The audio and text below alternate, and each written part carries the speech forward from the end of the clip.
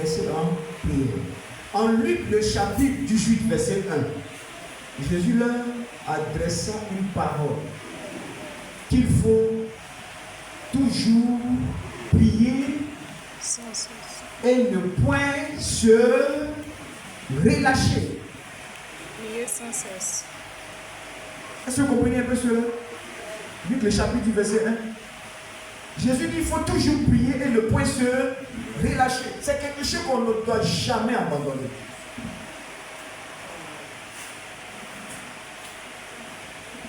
Paul vient en Thessaloniciens 5, 17 et il dit prier sans cesse. C'est-à-dire sans cesser la prière, sans abandonner la prière. Est-ce que vous comprenez cela ce matin? Sans abandonner la prière. Si tu n'invoques plus Dieu, si tu n'es plus connecté avec Dieu,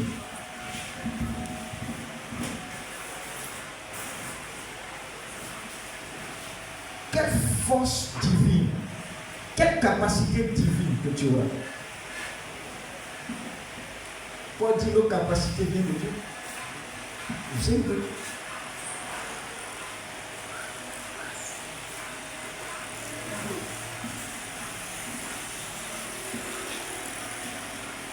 parce que la force pour tenir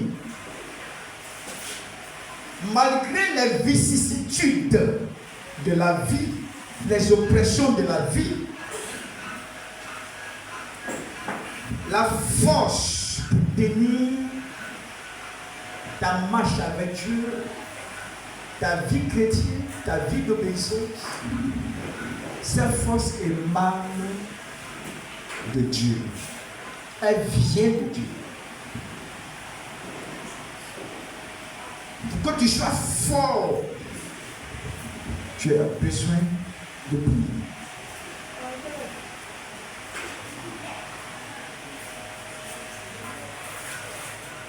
Plusieurs abandonnent Dieu parce qu'ils n'ont pas de force. Autrement dit, parce qu'ils n'ont pas une vie de prière.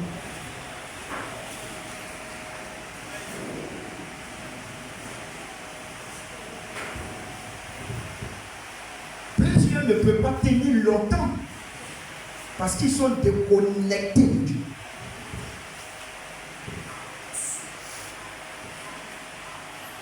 Alléluia.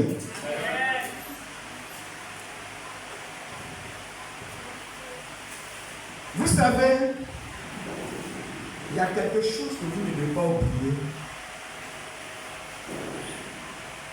dans votre vie en relation avec Dieu.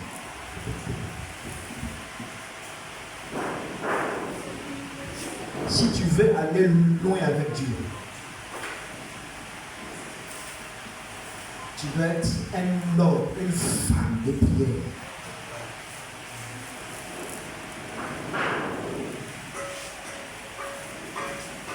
Alléluia. Si tu veux avancer dans la vie, tu dois être un homme de prière.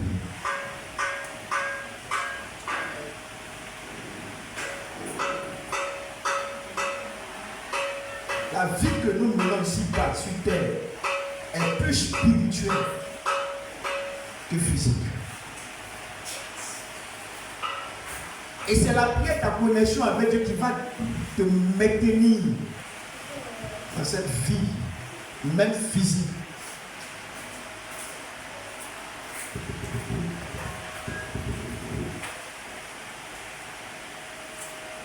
Quels que soient les assauts de Satan, c'est la prière qui va te maintenir.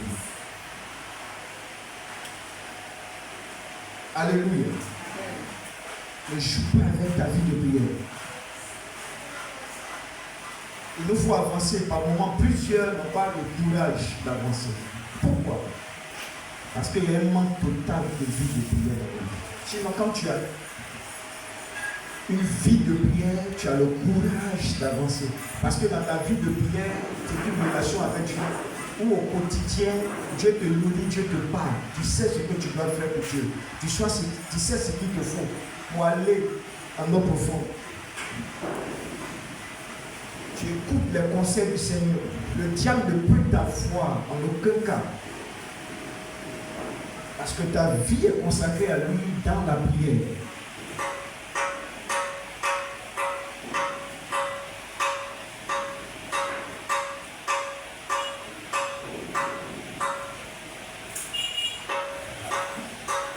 La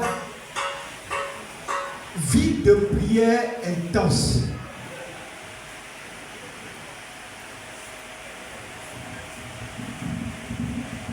C'est la vie des grands leaders.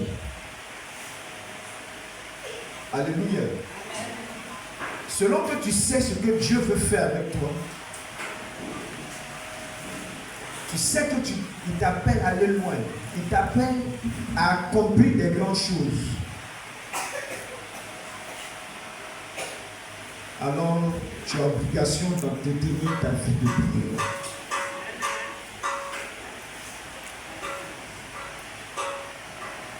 Raison pour laquelle Jésus priait assis.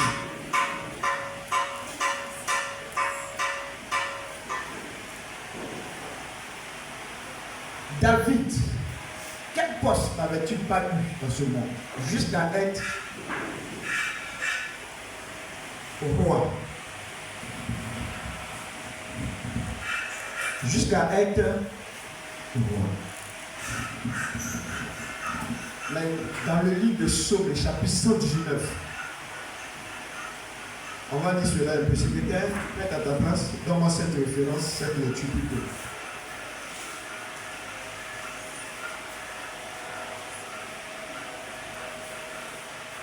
Psaume 119, verset 147 et 148. On va écouter quelque chose. Psaume 119.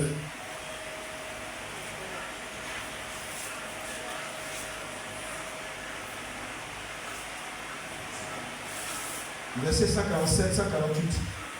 Voici quelqu'un d'autre à trouver, on va gagner un temps.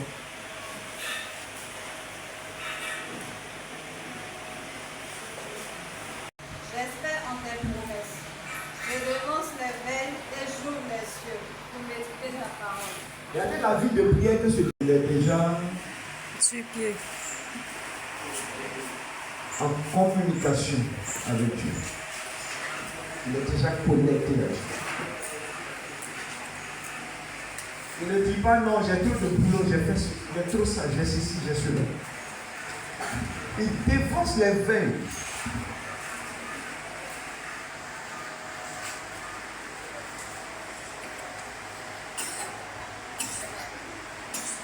Avant 22 heures peut-être, ou même 23 heures, mais il est déjà en position de prière. C'est un homme de Dieu. C'est le principe qui doit guider l'enfant de Dieu. Enfant de Dieu que tu es. Il ne sait pas trouver des excuses, malgré tes 1000 occupations. Est-ce que David a demandé? Il n'a pas trouvé des prétextes ou des alibis pour dire, mais tiens, comme je suis tellement occupé, alors je ne peux pas. Si tu peux, quelles que soient tes occupations, les nombreuses occupations, mais tu dois pouvoir prier. Alléluia. Amen. Daniel a démontré cela également. En Daniel, le chapitre 6, verset 10. Il a démontré cela. Et en Daniel 6, le chapitre 7. Malgré ses préoccupations, ses tâches, elle enseigne que ceux qui voulaient comporter contre lui, ils ont cherché. Et oui, il savait que s'il faut adorer alors le roi, c'est par là qu'il faut avoir David. Quand ils ont pris leur résolution qu'aucune prière ne soit adressée à Dieu à part le roi, David a toujours prié sur Dieu. Parce que rien ne peut remplacer la prière. La Bible dit quoi? 3 fois dans la journée, matin, midi, soir, il priait. Il se trouvait le temps pour prier. Alléluia. Amen. Ne dis pas que non, je suis à des postes de responsabilité, je suis tellement occupé, donc je ne vais pas prier. Hein? C'est le dernier Daniel 6, verset 7. Ou bien quelqu'un a trouvé moi ici. Quelle occupation Daniel avait-il? La prière, c'est la vie des grands leaders, de ceux qui veulent aller loin, de ceux qui ne veulent pas abandonner. Ils prennent leur ressource, leur force dans la vie de prière parce qu'ils sont en intimité avec Dieu. Et c'est Dieu qui leur communique alors cette chaleur et cette vie de ne pas abandonner. Quand tu lui as appris qu'on ne devait pas prier, à la réalité, David devait tout abandonner, y compris sa vie de prière. Tu as trouvé? Allons-y. Daniel 6, verset 10. Lorsque Daniel sut que le décret était écrit, il se retira dans sa maison, où les fenêtres de la chambre supérieure étaient ouvertes, dans la direction de Jérusalem. Et 3 fois le jour, il se mettait à genoux. Il priait et il louait son Dieu comme il le faisait auparavant. Merci. Vous allez voir le verset 7, on n'en a pas lu. Mais il était tellement engagé, tellement consacré à son Dieu, que ses ennemis ont commencé à compléter. C'est-à-dire que quoi, tout ce qu'il faut faire pour ne pas qu'il prie, c'est ce qu'ils ont cherché à la réalité. Donc quand on va voter une loi pour ne pas prier, et que ce tombe, si on le tue, c'est fini, on va plus invoquer Dieu. Vous savez, peu importe le lieu de travail, mais si vous êtes des hommes de Dieu, des femmes et des hommes de prière, vous allez déranger le diable dans les êtes. Et les gens vont comploter pour ne pas que vous priez. Donc c'est le diable qui fait exprès pour amener des gens à ne pas prier. Parce que c'est là qu'il va t'avoir. Les gens voulaient avoir Daniel, mais c'est est-ce que si la loi est prise et que lui, Daniel, maintenant, n'arrive plus à prier, il sera épris de peur. Mais il n'est pas tombé dans leur piège. On a dit au contraire qu'il a su ça. Il n'y a pas de problème. Mais il a ses heures par rapport au boulot. Il est prêt et il prie. Il invoque son Dieu. Comme pour dire, on ne peut pas lui interdire de prier. C'est pas possible. Le diable va user de toutes les stratégies pour t'empêcher de prier, mais ne tombe pas dans ces pièges. Soyez toujours à la hauteur, surmontez les obstacles et que rien ne vienne perturber votre vie de prière.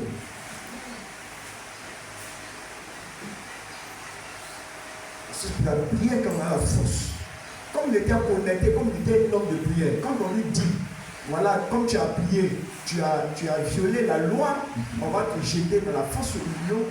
Il n'a pas eu peur. Pourquoi? Parce qu'il a eu la force. La prière donne la force. Alléluia. La prière va te galvaniser. Va assurer la marche. Va te donner d'assurer ta marche. Sois fort en prière. Un homme imperturbable. Que Satan ne peut pas inquiéter.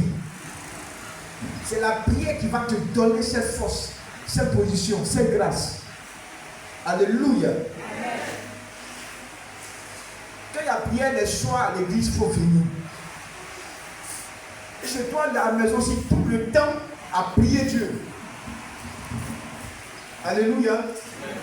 Et un verset que je vous donne. Chez toi, à la maison, tout le temps à prier Dieu. Amen. Ne dis pas que non, tu n'as pas le temps. Programme à l'église. Programme national, tel que la convention. Fais l'effort d'y être. Je me réjouis ce matin de la confession, des témoins de conversion de l'autre soeur qui dit que maintenant elle ne va pas rater convention. On peut acclamer le Seigneur pour elle. Alléluia. C'est ce que Dieu demande tous. Il y a des programmes spéciaux à l'église. Tout ça pour nous donner la foi, pour nous booster à suivre davantage le Seigneur, à ne jamais abandonner Dieu. Amen. C'est ce que Dieu veut pour chacun de nous. Vous terminez, comme je le dis, malgré tes boulots, malgré tes préoccupations, fais comme Marie. Ça, c'est dans le livre de chapitre 10, verset 38 au verset 42. Fais comme Marie. Amen. Dans ta maison, il y a des tâches domestiques. Ne dis pas non. Au travail, tout ça. Ne dis pas non. Ne dis pas non. Mais si tu ne réserves aucun temps pour Dieu, tu as mal fait. Ah oui, tu as mal fait. Parce que tes nombreuses occupations ne peuvent remplacer la prière. Non.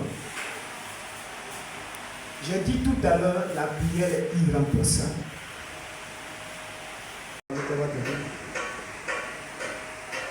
Donc, Marthe et Marie, je lis rapidement.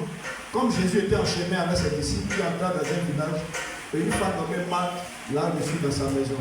Elle avait une sœur nommée Marie qui s'était assise au pied du Seigneur et écoutait sa parole. Vous voyez, dans cette connexion avec le Seigneur, vous voyez, écoutez Dieu. Dans cette communion avec Dieu. Dans la maison, il y avait des travaux. Mais Marie savait.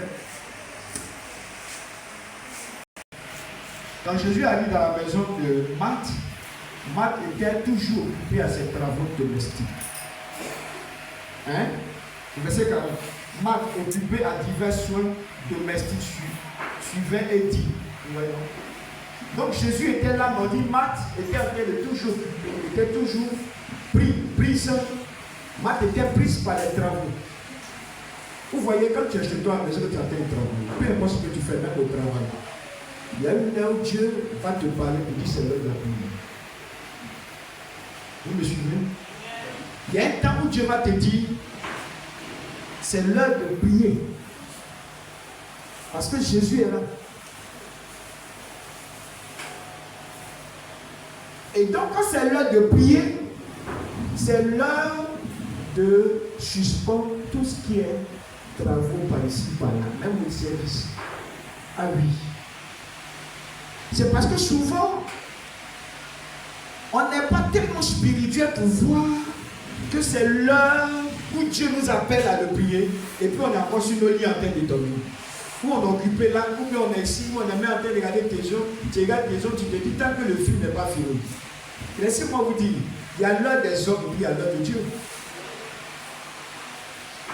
Il nous faut être assez spirituel pour comprendre l'heure de Dieu. Si nous ne sommes pas assez spirituels, nous n'allons jamais comprendre l'heure du Seigneur. Il n'y a que des spirituels qui captent, qui comprennent que ce temps-là est le temps de la prière, que ce temps-là est le temps du jeûne. Nous, tu peux être là et puis Dieu va te mettre à cœur de gêner. Pourtant, la nourriture est là. Dieu te dit stop à la nourriture. Parce que Dieu te parle. Quand Marthe et Marie ont reçu le Seigneur, le Seigneur était là. Mais Marthe n'a pas eu la révélation que c'était l'heure d'écouter la parole.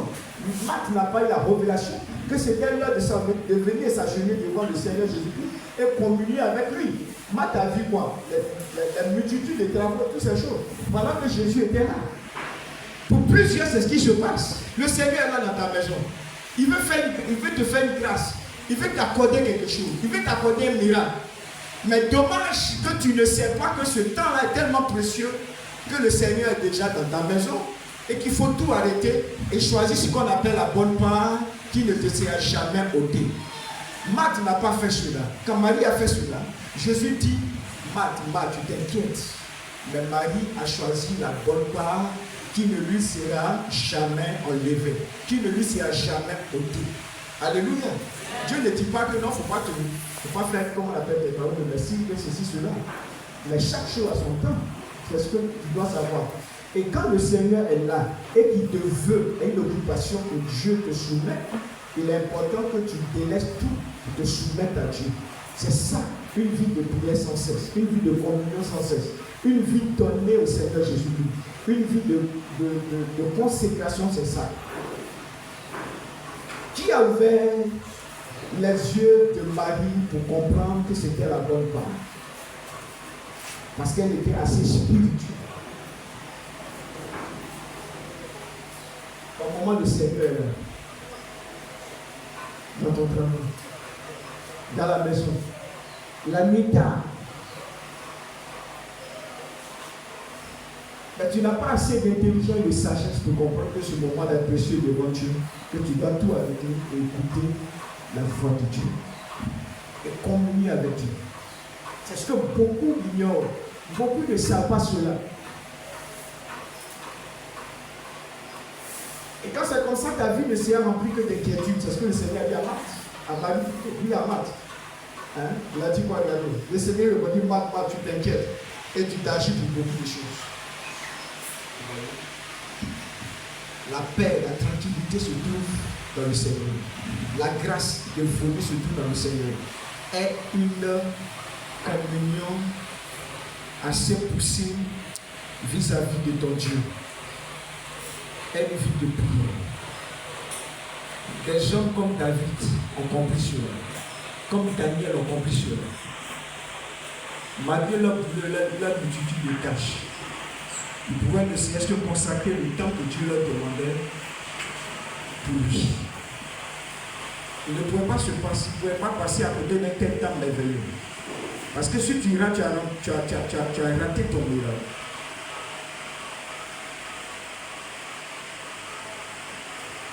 Choisis la bonne part. Alléluia.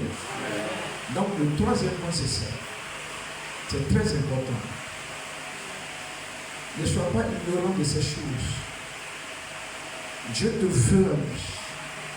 Pour que tu puisses aller de l'avant. Et cela est possible. Que ta vie soit bénie de façon glorieuse, merveilleuse.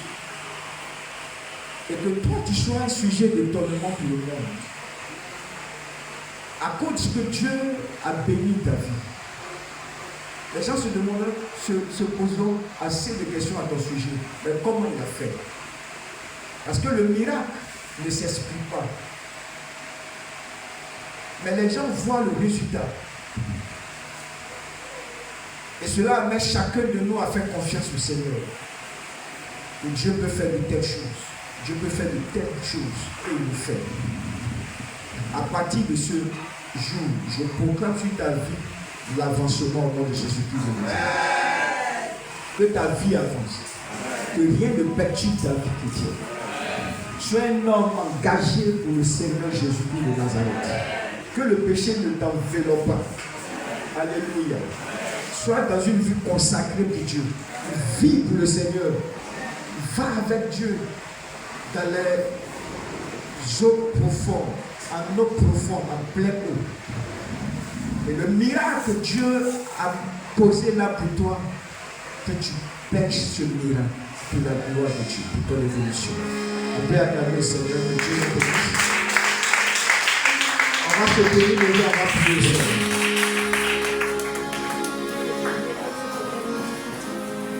On va prier le Seigneur. Commence à bénir Dieu pour la parole. Et demande ces trois éléments dans ta vie. Une vie détachée du péché.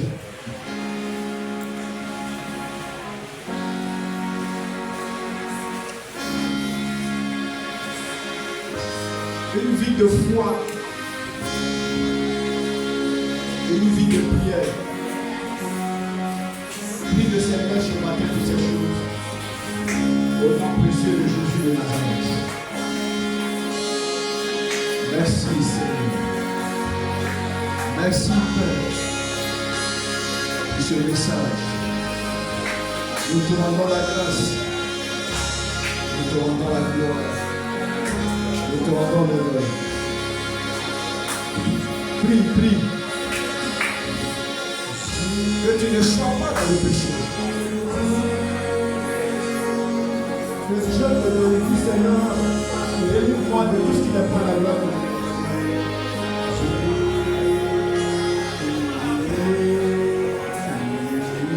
Béni le Seigneur sur ta vie. Prie quand tu veux. Prie.